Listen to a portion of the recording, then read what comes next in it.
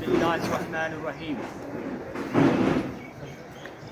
फला उक़्सिमु बिमवाक़िअन नुजूम व इन्नहु लक़समुन लौ तअलमून अज़ीम। इन्नहु लक़ुरआनुन करीम फ़ी किताबिन मकनून ला यमस्सुहु इल्लल मुतहहरून तंज़ीलुम मिर रब्बिल आलमीन। अफ़बिहाज़िल हदीस अंतुम मुदहिनून व तजअलून रिज़्क़कुम फलौला इज़ा बलगतिल हुल्क़ूम व अंतुम हीनइज़िन तंज़ुरून। सद्दक़ल्लाहुल मौलानाल अज़ीम व सद्दक़ रसूलुहुल करीम। वाजिबुल एहतराम डॉक्टर साहिबा और यहाँ पे आए ब्लॉक ऑफिस से हमारे यहाँ पे VLW और इसके साथ ही साथ हमारे मेहमानान गिरामी ज़ियाज़त अशख़ास जो कि इस बस्ती के मज़ाफ़ात से आए हैं, आप सबको मेरी ओर से प्यार भरा सलाम। अस्सलामु अलैकुम वरहमतुल्लाह। जैसा कि डॉक्टर साहिबा के हुक्म के अनुसार बिस्मा जी इनका शुभ नाम है कि आज नशा मुक्त अभियान ड्राइव जो यहाँ पे लहीपुर के इस मज़ाफ़ात में यहाँ पे ये शानदार प्रोग्राम मुनक़्क़द किया जा रहा है, इसका मुद्दा और मकसद यही है कि इस भारत को नशे से मुक्त करना है। ये दरअसल ये प्रोग्राम कार्यक्रम पूरे भारत में चला है 15 अगस्त 2020 यानी नरेंद्र भाई मोदी ने ये प्रोग्राम नेशन वाइड जो है ये कार्यक्रम चलाया है। 272 डिस्ट्रिक्ट्स में सबसे पहले ये प्रोग्राम चलाया, यानी 272 डिस्ट्रिक्ट जो पूरे भारत में इनको जो है घोषित किया गया, ये मोस्ट वल्नरेबल हैं, यानी इन डिस्ट्रिक्ट्स में ज़्यादा से ज़्यादा पूरे भारत में नशा किया जाता है। नशे में आप तो जानते ही हैं कि बहुत से किस्म इसमें शामिल हैं, जैसे धूम्रपान या सिगरेट हम पीते हैं या नस्वार करते हैं, या हम और भी आज मॉडर्न हो गए हम ज़्यादा ही, आज तो ड्रग्स भी ले रहे हैं हमारे बच्चे, क्या नौजवान छोटी बच्चियां और हमारे यूथ जो है हमारे भारत में। ये मुसीबत आई है पूरे भारत में और इस मुसीबत से छुटकारा पाने के लिए हमारे भारत के माननीय जो वज़ीर आज़म है नरेंद्र भाई मोदी, ये प्रोग्राम सबसे पहले इनिशियली 272 डिस्ट्रिक्ट्स में लॉन्च किया गया और इसमें देखा गया सेंसस जो हॉस्पिटल डिपार्टमेंट जो हमारे अधिकारी हैं इन्होंने ये इसकी सेंसस करी है। 272 डिस्ट्रिक्ट जो है मोस्ट वल्नरेबल और इनको आइडेंटिफाई करके वहाँ पे प्रोग्राम लॉन्च किया गया कि इन डिस्ट्रिक्ट को जो ज़्यादा वल्नरेबल हैं उनमें से इस नशे को हमेशा के लिए दूर करें। तो इसी के अंतर्गत ये प्रोग्राम आज यहाँ पे इस लहीपुर की वादी में हमारे इस दूर दराज इलाके में, हम गाँव में भी देखते हैं आजकल के नशे की लत लगी है, या हम ये आज तो आम बात बन गई है। आज हमारे नौजवान छोटे छोटे नौजवान चरस पीते हैं, भंग पीते हैं और नतीजतन क्या होता है, इसके क्या नुकसानात हैं, ये ढकी छुपी बात नहीं है, ये हम सब जानते ही हैं कि क्या हो रहा है हमारे इस जम्मू कश्मीर में जिसको पिरवर कहा जाता था। और यहाँ पे आज हम देखते हैं एक छोटा नौजवान अपनी माँ को मार रहा है, कुल्हाड़ी से मार रहा है। क्या वजह है? उसको पैसा नहीं मिलता है इस नशे के लिए जो ये लगाते हैं। अफ्यून का जो ये नशा आ रहा है, ये दरअसल कहाँ से आ रहा है? ये हमारे इस भारत में नहीं है, ये इंपोर्ट हो रहा है बाहर से, ठीक है, बाहरी मुल्क से। जैसे हमारे गरीब ममालिक हैं, कुछ देश ऐसे हैं गरीब ममालिक जो एक पॉपी जो है, पॉपी कल्टिवेशन, जैसे यहाँ पे हमारे यहाँ मेज़ है, मेज़ कल्टिवेशन होती है, मक्की की हमारी इस जंग या इन इलाकों में पहाड़ी इलाकों, वहाँ पे पॉपी एक फसल है और उसमें अफ्यून होता है, नशा होता है और उसी से नशा जो है ड्रग्स बनते हैं। और दरअसल क्या होता है, वो टीका होता है जो खून में लगाते हैं हम, ये छोटे छोटे नौजवान लगाते हैं। और इससे क्या होता है, इनमें ये मस्ती आती है, खुमार आ जाता है, ये अपने आप को बड़ा दिखाते हैं, उनमें ये होश उठ जाता है और एक जो डिप्रेशन है इनका थोड़ी देर के लिए जाता है। लेकिन आहिस्ता आहिस्ता इसके जो है जो हानिकारक जो इम्पैक्ट्स हैं इसके, मिसाल के तौर पर मैं बताऊंगा आपको। डॉक्टर साहब ज़्यादा मेडिकल साइंस के जो हैं ये इस पर ज़्यादा विस्तार से बात करेंगे। मैं थोड़ा हिंट देता हूँ कि जब ये टीका लगाते हैं इसमें से क्या होता है, खून की जो ये नालियाँ होती है आहिस्ता आहिस्ता आहिस्ता आहिस्ता यहाँ से इनका जो है वो बैलेंस डाइट नहीं होता है, उस हिसाब से खाते नहीं है, इनका हार्ट अटैक हो जाता है। मिसाल के तौर पर इनकी जो ये नसें होती हैं, रगें जो होती हैं आहिस्ता आहिस्ता सिकुड़ जाती हैं। ठीक है, जब ज़्यादा प्रेशर, आपको पता है इंसान के अंदर जो है कंटिन्यूसली 24 घंटे खून गर्दिश करता रहता है। अगर खुदा न खास्ता जो है ब्लड सर्कुलेशन रुक जाए तो एकदम से जो है व्यक्ति मर जाता है, ख़त्म हो जाता है 1 सेकंड के। इवन जो है रात के समय, सोते समय में भी जो है ये सर्कुलेशन कंटिन्यू, क्योंकि दिल धड़कता रहता है। तो ये इम्पैक्ट जो है जब ये इंजेक्शन कंटिन्यूसली करते हैं तो इनकी जो है ये इम्पैक्ट पड़ता है, दिल की धड़कन जो है रुक जाती है और इसमें से जो है सिकुड़ना शुरू हो जाता है, इनकी जो नसें कमज़ोर हो जाती है, तो एकदम से प्रेशर आ जाता है। तो जैसे पाइप में आप देखते हैं कि जब पाइप में ब्लॉक आ जाए उसे क्या हो जाता है, प्रेशर, वो ब्लॉक या तो कहीं से छूट जाता है, पानी फट जाती है पाइप। बिल्कुल इसी तरह से एक हार्ट अटैक हो जाता है। जैसे हमारे पास ये आपको पता है कि हमारा हार्ट पंप करता रहता है ब्लड को और इस तरह से हम जीवित हैं, तो अल्लाह ताला का निज़ाम है। तो जब हम इसमें जो है अपनी तरीके से इसमें ये इंजेक्ट करते हैं और ये नशा, ये दरअसल जो इसकी नालें जो होती है सिकुड़ जाती है, नतीजन ब्लड जो है हार्ट अटैक हम देखते हैं। हमारे यहाँ आज भी देखते हैं 15 साल का नौजवान या 15 साल का जो है हमारा छोटा युवा जो है, हार्ट अटैक क्या है, ये मेन चीज़ यही काज है जो ड्रग यहाँ पे आई। ये किस मुल्क से आते हैं आपको मालूम है, बताने की ज़रूरत नहीं है। हमारे यहाँ अफ़गानिस्तान गरीब मुल्क है, हाल ही में आज़ाद हो गया है अमेरिका से, लेकिन उसको जो है अपना जो इकनॉमी चलाने के लिए उसको कुछ न कुछ करना है।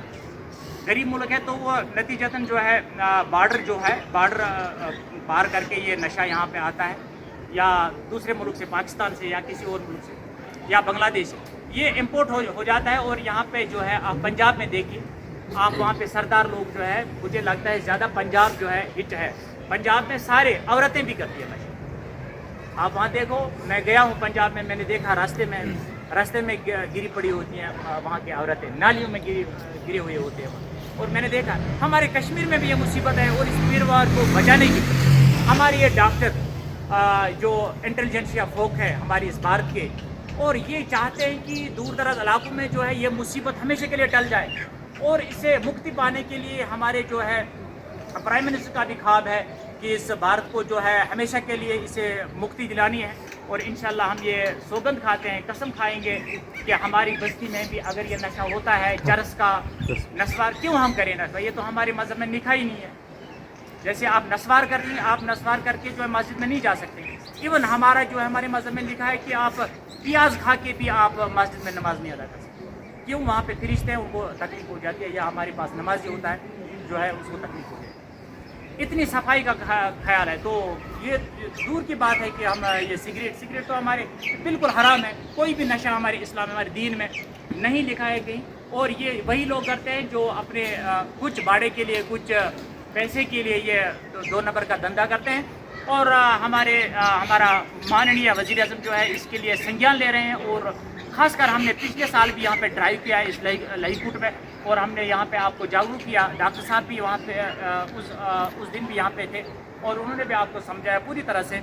और ये जो ये नशा है इसको हमेशा के लिए अपनी बस्ती से दूर करना है। हमारे यहाँ ज़ियाज़त अशख़ास है, ये भी जो है इनको भी आगे आना है इस बस्ती से, और समझाना है लोगों को कि दरअसल गलत क्या है, सही क्या है, अच्छे डगर पर लाना है। अगर कोई भटका है, हम उसको मुल्क का दुश्मन नहीं कहेंगे, समाज का दुश्मन नहीं कहेंगे, उसको क्या है समझाना है, ब्रीफिंग करनी है, एजुकेशन देनी है कि भाई ये गलत रास्ता है, इसको हमेशा के लिए जो है तरक करना है, इसको समझाना है, शिक्षा देनी है और एजुकेशन देनी है। और एजुकेशन के साथ ही इसको आप गवर्नमेंट ने भी ये देखा, देखो कितने जेल हम भरेंगे, कितने लोग, इतने इनके पास सेंसस है, हमारे पास लाखों की तादाद में लोग हैं, तो फिर जेल भर के आएंगे।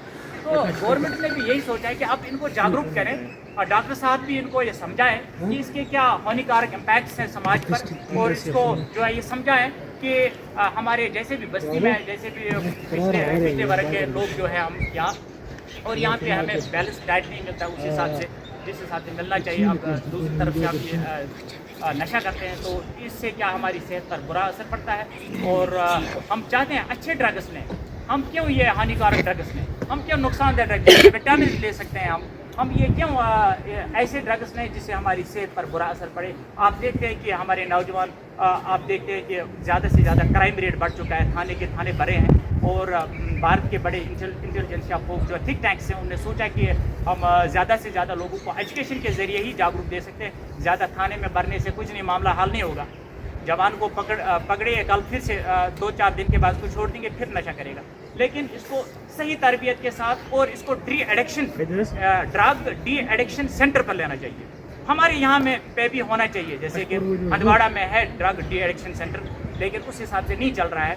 लंगेट में भी होना चाहिए, कलमाबाद में नहीं है। कलमाबाद तो तहसील है, वहाँ तो कोई ड्रग डी एडिक्शन सेंटर, मैं भी गया हूँ, मैं यहीं का निवासी हूँ, मैंने देखा है। या श्रीनगर में है, लेकिन हमारे यहाँ लहीकोट में अगर नहीं है, लेकिन कम से कम हमारे तहसील हेडक्वार्टर पर होना चाहिए ड्रग डी एडिक्शन सेंटर। और उनको वहाँ पे जो है डॉक्टर होने चाहिए जो उनको जो है दवाई दें, मेडिसिन दें और उनको ठीक करें और उसको जो है इस समाज का हिस्सा बनाएं। और भाई कोई बच्चा हो जो जवान है, हमारा भटका है, उसको सीधे राह पर लाना है। ये हमारा काम है, दायित्व है, हमारा फ़र्ज़ है। इन बुज़ुर्गों का ये फ़र्ज़ बनता है। नमाज़ पढ़ने से ही ठीक है, नमाज भी पढ़ते हैं वहाँ अपनी कब्र के लिए, लेकिन समाज के लिए क्या किया, उसके लिए अल्लाह ताला आपको खड़ा करेगा। सही साहब, आपको खड़ा करेगा। आपने अगर नमाज़ पढ़ी अपने लिए, अपनी कब्र के लिए, मैं इबादत करता हूँ, नमाज रोज़े रखता हूँ अपनी कब्र के लिए। कोई शहीद होता है वो तो किसी दूसरे के लिए नहीं करता है, वो अपने लिए करता है, अपनी कब्र के लिए करता है, अपनी जन्नत का जहन्नम कमाने के लिए करता है। लेकिन इस समाज के लिए आपने क्या किया, इन गरीबों के लिए क्या आपने सोचा? यही है हमारा असली मज़हब। ये और अगर जब तक हम इससे जागरूक होंगे कि हम समाज के लिए क्या करते हैं, तब जाके हमारा जो है पूरी तरह से हमने दीन को समझा होगा। तो निजी फ़ायदा जोड़ने से ज़्यादा बेहतर है हम इलाकाई और समाजी जो है इन बिदात को हमेशा के लिए इस समाज से बाहर करें, दूर करें और इस समाज को एक अच्छा शहरी, एक नौजवान को अच्छा शहरी बनने में हम अपना हक जो है अदा करें। यही है आज के दिन का मैसेज और यही है हमारी डॉक्टर साहबा। इसके बारे में मज़ीद बातचीत करेंगे। मैं इनको फिर से मैं अदबन और एहतरामन जी डॉक्टर साहबा से मुल्तमस हूँ कि वो मज़ीद बात करें इस प्रोग्राम के हवाले से। मोहतरम इस्माइल।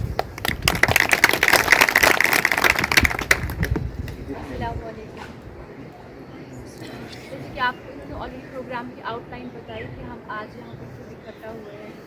लास्ट ईयर भी मैं आपकी मुंबई में आई थी सेम प्लेस पे, यही नशा मुक्त अभियान जो कि काफ़ी सालों से अब चलता आया है, ताकि आप लोगों में थोड़ी सी अवेयरनेस जाग जाए। स्कूल बच्चों की इन्वॉल्वमेंट इसमें बहुत इम्पॉर्टेंट है, वो मैं बताऊँ क्यों इन्वॉल्व है। तो हम डायरेक्टली जब करते हैं कि प्रॉब्लम क्या हो रही है, किस वजह से हो रही है और क्या करना चाहिए।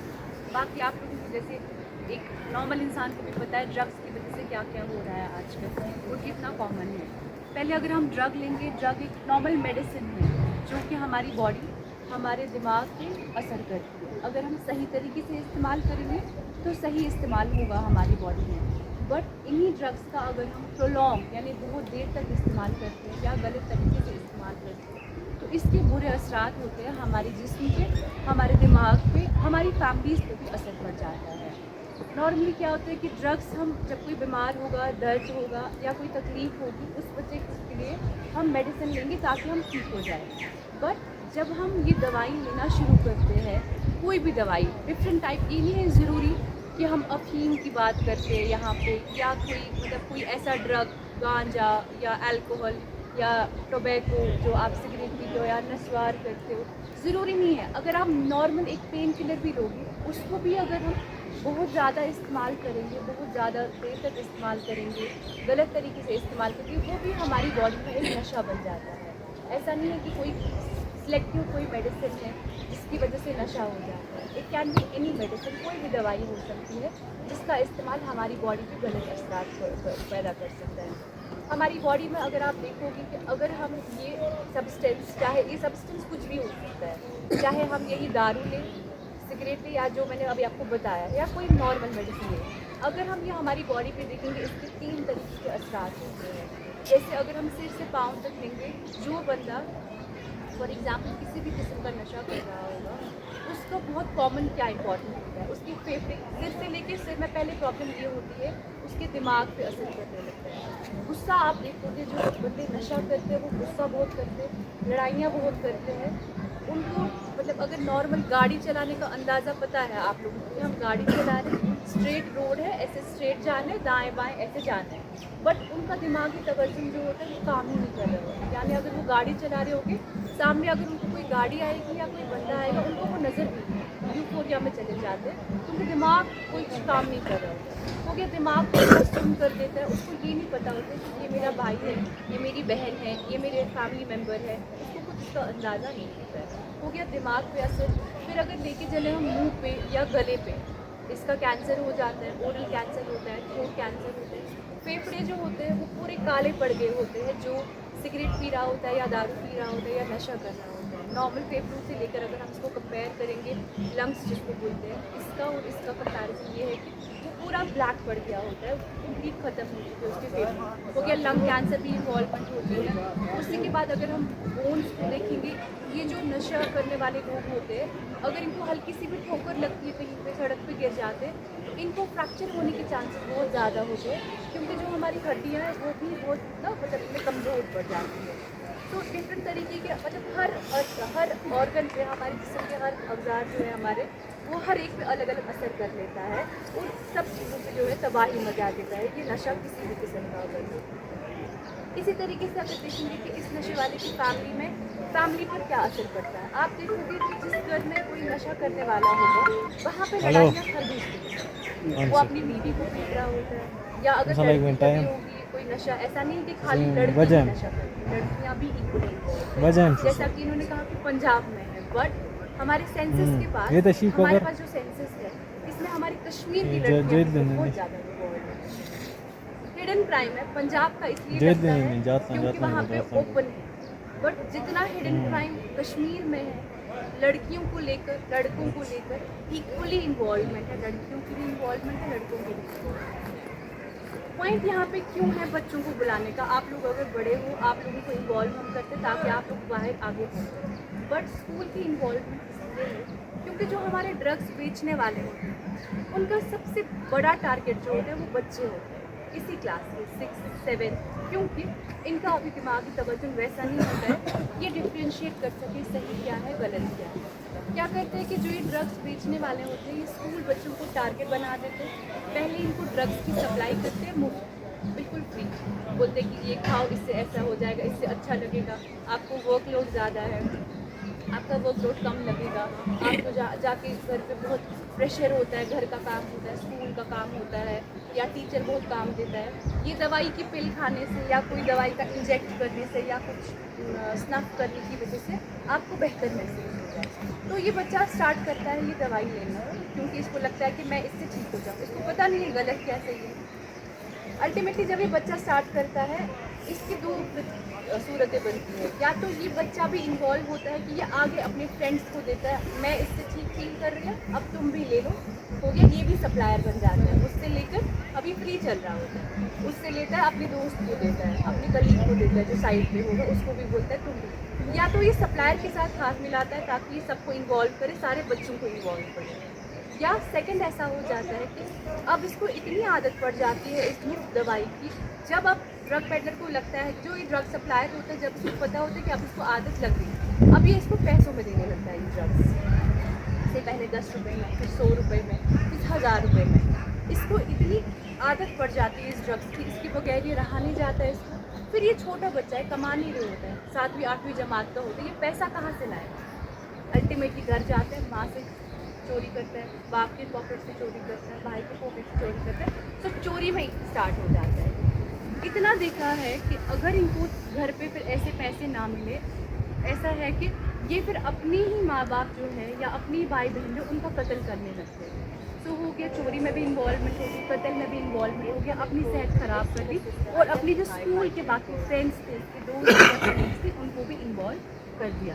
तो दिस इज़ द रीज़न कि स्कूल बच्चों को सबसे ज़्यादा इम्पॉर्टेंट होता है। अब आप लोगों का काम एज अ पेरेंट्स, या आप लोग अगर यहाँ पे टीचर्स हो, आप लोगों का काम क्या है, आप लोगों को कैसे पता चलेगा कोई बच्चा जो है वो इन्वॉल्व हो रहा है ड्रग्स में। एक नॉर्मल इंसान को ज़रूरी नहीं है कि इमीडिएटली जिसने ड्रग्स कंज्यूम किया तो वो गिर पड़ गया होगा वहाँ पर, नहीं, इमीडिएटली स्टार्टिंग में आप देखो कि जैसे अगर कोई बच्चा है उसकी अटेंडेंस बराबर होती है स्कूल में, बट लेटली आपने देखा कि वो बच्चा अब कम आने लगा है स्कूल, या वो बच्चा उसको जितना इंटरेस्ट पहले था पढ़ाई में उतना इंटरेस्ट अब नहीं है उसकी पढ़ाई में, या अब वो ज़्यादा छुट्टी लेने लगा है, या स्कूल 2 बजे अगर निकलना है वो 12 बजे ही निकल जाता है। तो ये चीज़ें देखनी है कि इस बच्चे को वॉच आउट करना है कि क्या प्रॉब्लम हो रही है। ये बच्चा अगर अच्छा परफॉर्मेंस दे रहा था पहले, अब क्यों ये इसकी परफॉर्मेंस कम हो रही है। एज अ टीचर आपका काम है फैमिली मेम्बर को इन्फॉर्म करना, चाहे माँ बाप को या भाई बहन को इन्फॉर्म करोगे आप।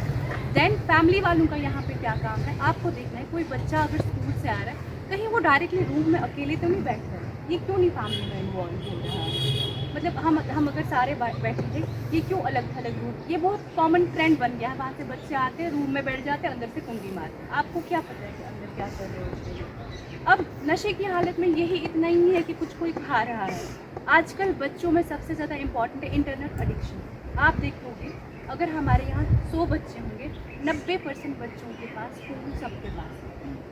नशा जो होता है, हर चीज़ जिसकी लत लग जाती है उसको नशे में ही इन्वॉल्व किया जाता है। वो खाने में ही ज़रूरी नहीं है, कोई भी चीज़ जिसकी आपको आदत लग जाती है उसको देखेंगे। आप देखते हो स्कूल बच्चा अभी आया नहीं होता है, अगर वो स्टार्ट होता है मुझे जी फ़ोन दे दो, या तो स्कूल फ़ोन लिया होता है, स्कूल से आते ही डायरेक्टली फ़ोन पे जंप करता है। फिर रातों रात आधे बच्चे तो सोते भी नहीं है, फ़ोन के साथ लगे हुए हैं। अब फ़ोन के दो यूज़ है, अच्छा यूज़ भी है बट मैक्सिमम यूज़ जो है वो बुरा है। अब वो बच्चा आप इस फ़ोन में कर क्या रहा है। चलो ठीक है, ऑनलाइन क्लासेस थी कोविड के टाइम की या किसी टाइम की, समझ आ जाता है कि इनकी ऑनलाइन क्लासेस है। एक छोटा सा बच्चा 7th-8th का, उसका फ़ोन का क्या काम है। 1 घंटा उसने फ़ोन कर लिया, बट आपने कभी विजुअलाइज़ किया आप लोग क्यों इतना फ़ोन कर रहा है, आपका बच्चा इस्तेमाल क्यों कर रहा है इतना फ़ोन, क्या है इसके फ़ोन में इतना कि वो इतना फ़ोन यूज़ कर। पहले तो आप दोगे क्यों उसको, उस छोटे बच्चे को अगर उसको फ़ोन यूज़ करना है किसी स्टडी पर्पज़ के लिए, अपने सामने रख दिया, 1 घंटा यूज़ कर लिया एंड देन वापस फ़ोन ले लिया।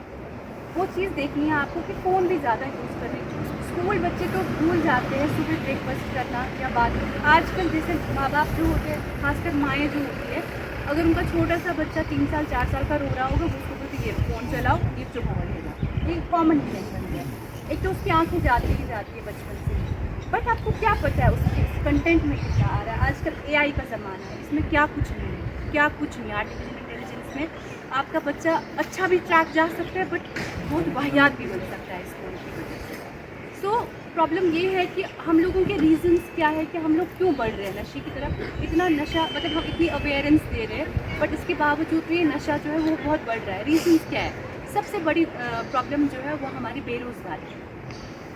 क्योंकि बेरोज़गारी जितनी बढ़ रही है, जब कुछ करने को है नहीं तो वो नशे की तरफ लग रहा है। एक रिसर्च कर ली गई, एक चूहे को एक इसमें रखा गया था ना, एक केज में रखा गया था, मतलब प्रिजन टाइप ऑफ ड्रग में रखा गया था।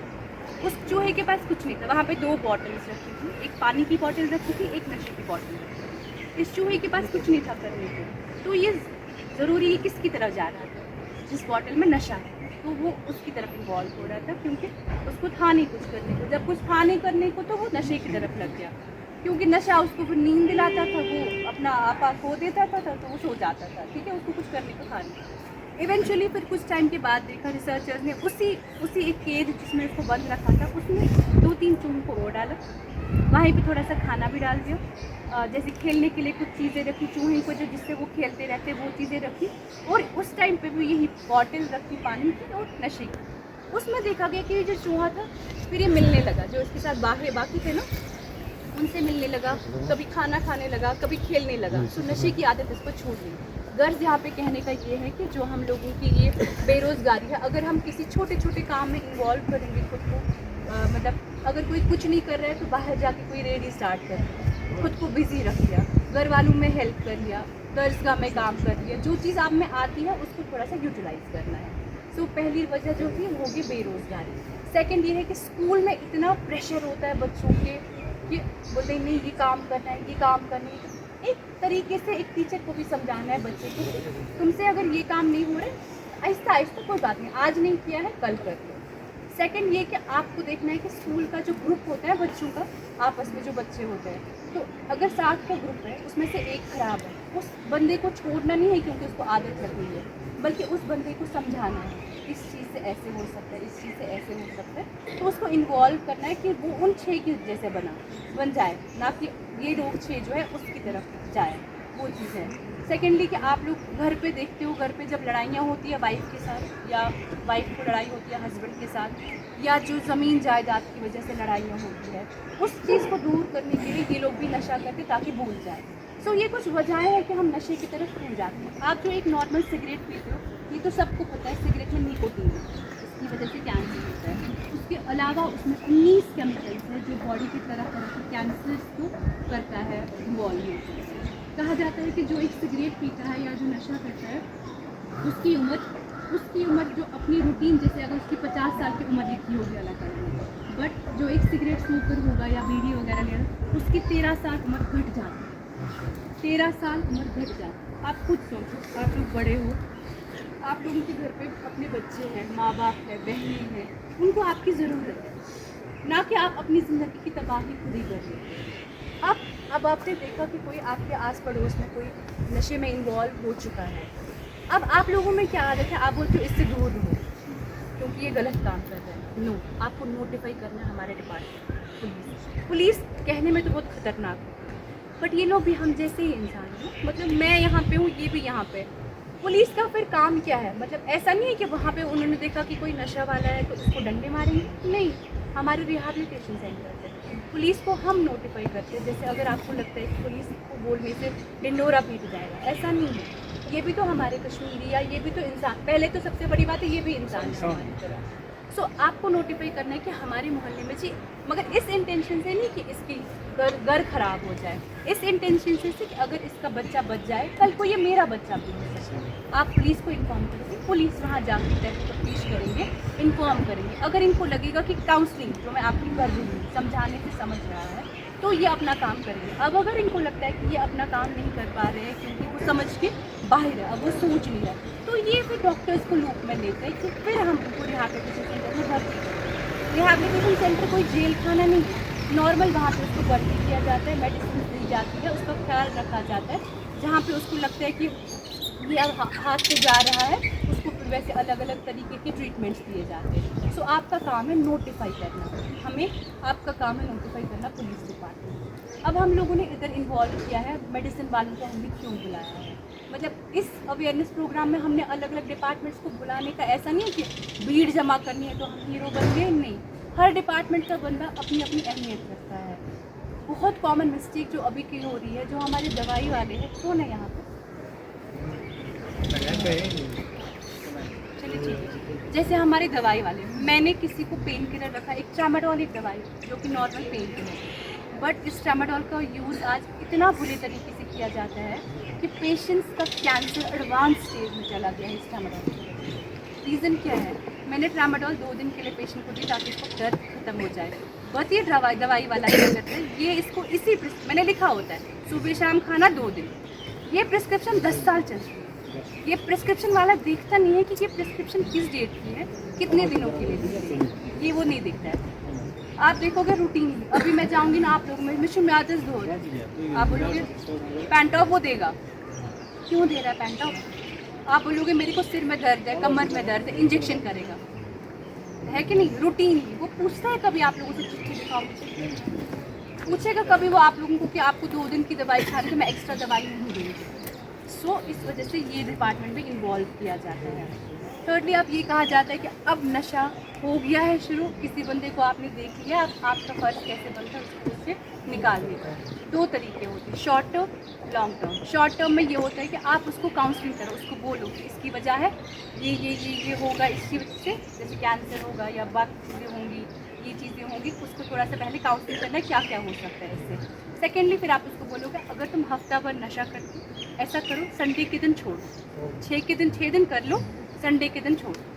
फिर वो 1 दिन छोड़ने लगा, फिर नेक्स्ट में क्या किया, सैटरडे संडे को छोड़ो। इसको शॉर्ट टर्म कहते हैं, 2 दिन बोलो आप उसको ड्रग्स नहीं करो, बाकी दिन करो। जब अब लगा ना कि ये बंदा चाहता है कि ये वापस आ जाए, फिर आप उसको लॉन्ग टर्म, आप कहते हो हफ्ता छोड़ो, 2 हफ्ते करो, 2 हफ्ते फिर आगे और छोड़ो, फिर महीना 1 करो, 1 महीना छोड़ो, ऐसे ही करो। आप अपनी लेवल पे कर सकते हैं। अब जब आपको लगता है कि कोई कुछ हेल्प नहीं हो रही है, पड़े रहते हैं सड़क पे, हम तो हमारे पास आ जाइए, हम उनकी काउंसलिंग करेंगे। कुछ नहीं होगा तो रिहैबिलिटेशन, जैसे इन्होंने बताया कि हमारे कलामाबाद में कोई सेंटर नहीं है, बट डिस्ट्रिक्ट कुपवारा में आपका SGH कुपवारा है, उसका बहुत बड़ा रिहैबिलिटेशन सेंटर है। गवर्नमेंट काम कर रही है रिहैबिलिटेशन सेंटर्स पर। आप जो हम डिस्ट्रिक्ट कुपवारा के हमने लास्ट टाइम हम गए थे रिहैबिलिटेशन सेंटर्स पे, वहाँ की अगर आप स्टोरीज सुनोगे ना, किस तरीके से वहाँ पे उन्होंने छोटे छोटे बच्चों को इन्वॉल्व किया है, ऑटोज दिए हैं चलाने के लिए, अलग अलग कामों में रखा है, दर्सगाह में इन्वॉल्व किया है, या किसी ने अगर 8वीं 9वीं जमात तक पढ़ा है वो छोटे बच्चों को पढ़ा रहे हैं। आप इतना खुश हो जाओगे कि सच में गवर्नमेंट ऐसा कर रही है कि हमारे क्योंकि हमारे बच्चे ही क्रीम है सोसाइटी का, जब ये ही ख़राब हो जाएंगे तो हमारा कोई ये नहीं बनता। सो आपका इसमें टोल फ्री नंबर भी एक आता है 180, आई डोंट रिमेंबर पूरा एग्जैक्टली, मुझे नहीं पता है, मतलब अगर आपको लगता है आप किसी से कुछ भी नहीं बोल सकते हो तो एक टोल फ्री नंबर आता है, वो है 1800110031। इस नंबर पे आप कभी भी कॉल कर सकते हो, वहाँ से आप प्रॉपरली टीम आ जाती है, गाइड करती है क्या है क्या नहीं है। सो आई होप कि आपको इस चीज़ से समझ आया होगा कि आप क्या क्या कर सकते हो, एक आम इंसान होने के बावजूद आप क्या कर सकते हो। डिसीजन उसको मदद करो कि आपको बंद क्यों करना है नशा। सेकंड कि आप उसको वजह दे दो कि तुम्हारी बीवी को तुम्हारी ज़रूरत है, अगर तुम मर जाओगे तो पीछे तुम्हारे बच्चों को कौन देखेगा, तुम्हारी बेटी है तुम्हारा बेटा है, उनको वजह दे दो उसको कि आप ऐसा क्यों। तुम टीचर एक हो, अगर तुम टीचर हो, तुम स्कूल बच्चों को पढ़ाओगे तो एक सदक़े में चला जाता है क्योंकि आप अपनी इन्फॉर्मेशन ये दे रहे हो, तो इसमें इन्वॉल्व रहो। थर्ड ये है कि उन जो ख़राब इंसान हो गया है, मतलब कि जो नशे में इन्वॉल्व हो गया है, उसको अच्छे ग्रुप में बिठाओ ताकि वो उनकी आदतें अपनाएं। फोर्थ ये कि जैसे हम 5 सब लोग मुसलमान हैं, 5 वक्त नमाज़ पढ़ेंगे तो वो भी एक एक्सरसाइज में माना जाता है। योगा स्कूल बच्चों को करवा के उसमें इन्वॉल्व कराएंगे आप इनको, और आपस में उसको सिखाएंगे, आपस में बैठा के अपने ही ग्रुप में उसी बंदे को ला के उसको बताओगे ऐसे ऐसे प्रॉब्लम है। कुछ नहीं होगा तो मैंने लास्ट पर बताया आपको, हमारे पास कॉग्निटिव बिहेवियर थेरेपी से, रिहैबिलिटेशन थेरेपी से, डिटॉक्सिफिकेशन है। डरने की बात नहीं है कि जब ये दवाइयाँ छोड़ देते हैं, च्युइंगम्स भी आई है आज, जैसे आप लोगों को अगर लगता है कि कोई अगर सिगरेट बहुत ज़्यादा पी रहा है, उसको बोलो सिगरेट छोड़ के च्युइंगम शुरू करो ताकि थोड़ा सा नशा कम हो जाए उसको। इनिशियली स्टार्टिंग में प्रॉब्लम हो, जो बंदा इतने सालों से नशा कर रहा है या इतने टाइम से नशा कर रहा है, जब वो पहले छोड़ना शुरू करेगा ठंडे पसीने ऐसे कांप रहे होंगे हाथ, लगेगा कि अभी बस पूरी दुनिया ख़त्म होने वाली है, ये विड्रॉल सिम्टम्स होते हैं। बट जैसे जैसे मैंने आपको कहा कि पहले 2 दिन छोड़ दिया, उसको वो 2 ही दिन प्रॉब्लम होगी, अगले 2 दिन में उसको वो प्रॉब्लम नहीं होगी। सो ये आहिस्ता आहिस्ता ठीक हो जाएगा, इमीडिएटली ठीक नहीं होगा। सो आप लोग अपने घर पे पहले, अपने स्कूल में, अपने आसपास, फिर जो भी आपकी नेबरिंग में है, जो भी आपके प्यार करने वाले आपसे प्यार करते हैं, उनको देख लीजिए कि कहीं पे किसी में कुछ लैकिंग तो नहीं है।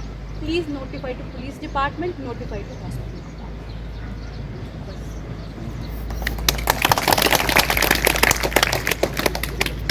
प्रोग्राम यहाँ पर मुनाकिद किया गया, जैसे कि यहाँ पर अभी आपने फरमाया कि जैसे कि मैंने दिखाया आपको कि इस लक्ष्य से क्या हो सकता है।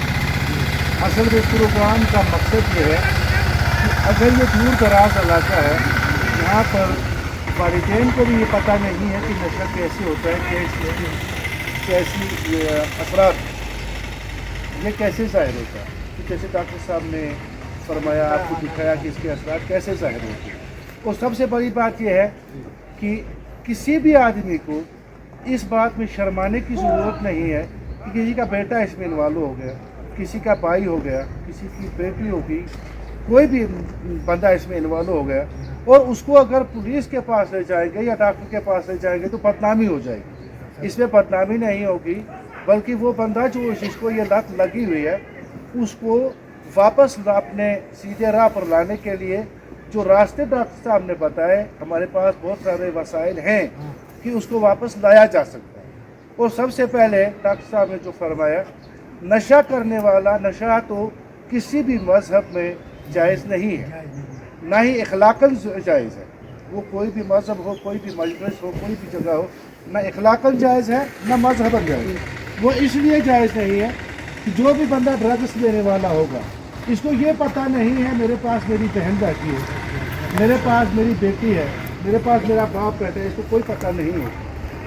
अब इसमें ऐसा है कि जब वालिदैन इस चीज़ को देखेंगे कि हमारे बच्चा जो है ये कौन सी हरकतें कर रहा है, तो उनको ये पता होना चाहिए, क्योंकि आम तौर पर सभी लोगों को ये पता नहीं होता है कि ड्रग्स कैसे होता है। जब ये आपकी जानकारी के लिए, जैसे डॉक्टर साहब ने फरमाया, आपको जानकारी दी कि ये हरकतें अगर आप पाते हैं अपने बच्चों में या किसी हमसाए में, किसी रिश्तेदार में, पड़ोस में, तो उस आदमी को हो सकता है कि ड्रग्स की लत लगी हो, और ऐसे आदमी की नोटेड करके पुलिस को, हेल्थ डिपार्टमेंट को आप इन्फॉर्म कर सकते हैं, जिसके लिए कि आपको मैडम ने टोल फ्री नंबर भी बताया है, और हमारा पुलिस का एक नंबर है, सभी हजरात वो लिखें 112 112, वो नंबर है जिस पर आप किसी भी वक्त कॉल कर सकते हैं। वो टीम आपके लिए हमेशा, हर वक्त,